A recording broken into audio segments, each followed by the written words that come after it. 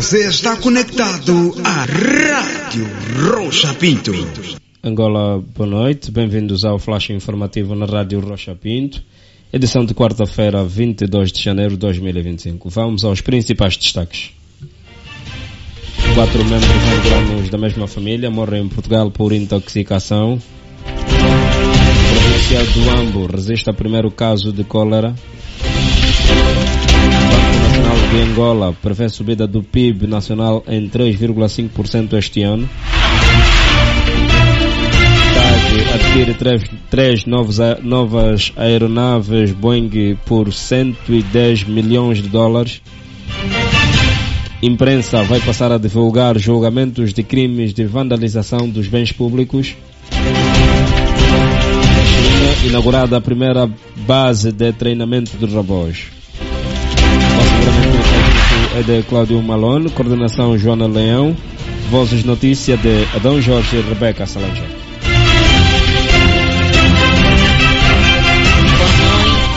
Em entrevista ao Correio da Quianda, Afonso Baião, que é familiar do casal angolano e 2 filhos menores que morreram em Portugal, vítimas de inalação de monóxido de carbono, disse que a Embaixada de Angola naquele país está a tratar para que a mãe do malogrado possa viajar para Lisboa.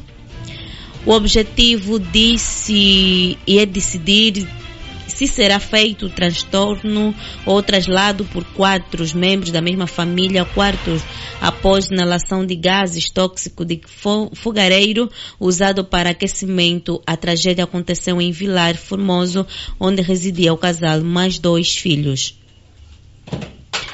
Afonso Baião avançou que a zona onde a família vivia fazia muito frio e o esposo conseguiu um fogareiro dado por um vizinho que estava de mudança para aquecer a casa, mas o fogareiro era para uso em locais abertos, como capismos, e o esposo instalou na casa. A família foi encontrada morta nesta terça-feira, 21, em Vilar Formoso, no distrito da Guarda. O alerta foi dado às 10h50 em Portugal, depois de as crianças terem faltado 2 dias às aulas.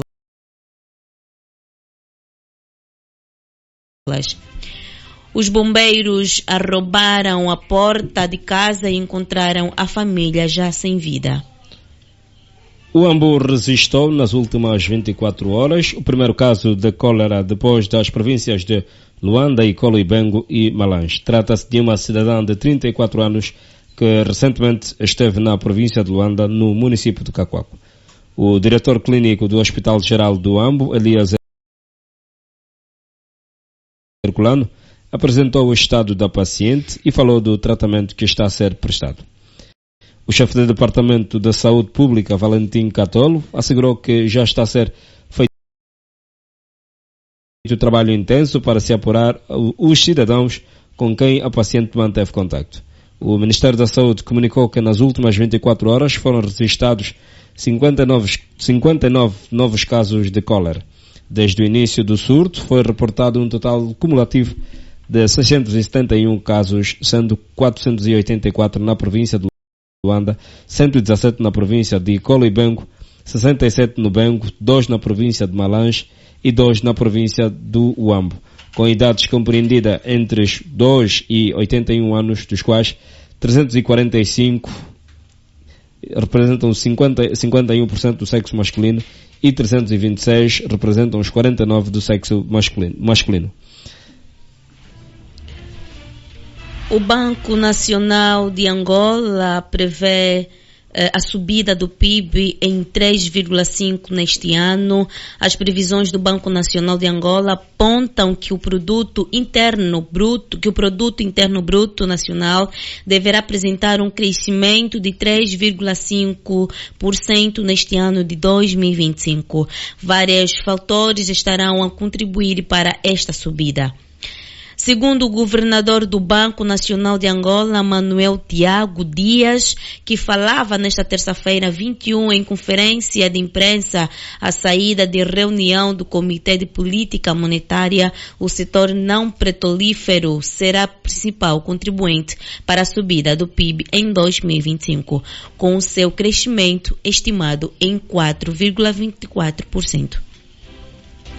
Manuel Tiago Dias afirmou ainda que em 2025 vai registrar-se um aumento na procura interna da oferta de bens diversos, bem como nas exportações líquidas, o que vai impactar de forma significativa no aumento do PIB nacional.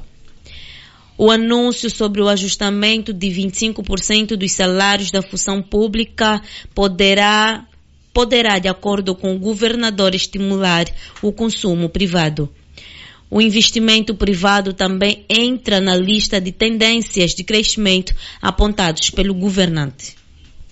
110 milhões de dólares é o montante autorizado pelo Presidente da República como garantia soberana para a transportadora aérea angolana sinalizar a compra de 3 Boeing 787. A TAG, Companhia Aérea Nacional, vai adquirir 3 aeronaves Boeing 787 para reforçar a sua frota.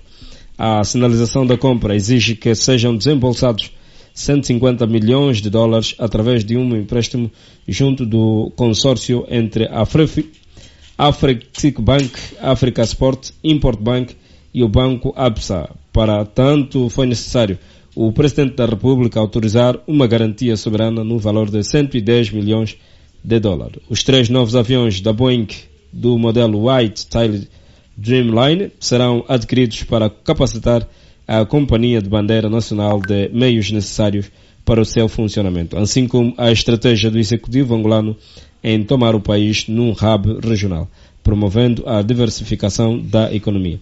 Lê-se no documento que o Correio daqui ainda teve acesso, que o Presidente delega no titular do Departamento Ministerial responsável pelas finanças públicas e os poderes, com a faculdade de subdelegar para assinar esta garantia soberana até o limite de 110 milhões de dólares, bem como toda a documentação conexa em nome e representação de Angola.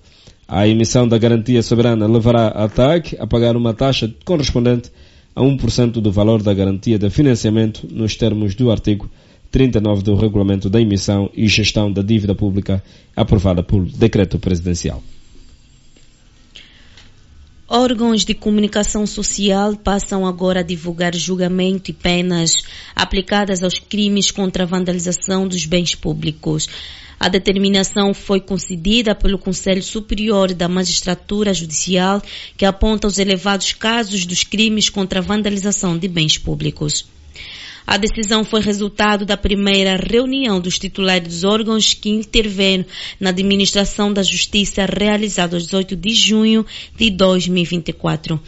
Havendo necessidade de se divulgar por via dos meios de comunicação massiva os julgamentos relativos aos crimes contra a vandalização de bens públicos, bem como as respectivas penas aplicáveis nos termos da Lei número 13/24 de 29 de agosto, Lei dos Crimes de Vandalismo de Bens e Serviços Públicos, com vista a alcançar a prevenção geral e especial, lê-se na nota publicada nas suas redes sociais.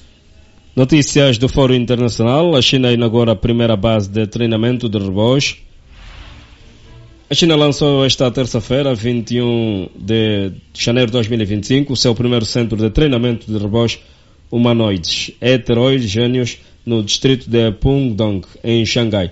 O objetivo do lançamento do Humanoids Robot Killing Training Grounds é de avançar a robótica interdisciplinar, incluindo a inteligência artificial e aprendizado de máquina.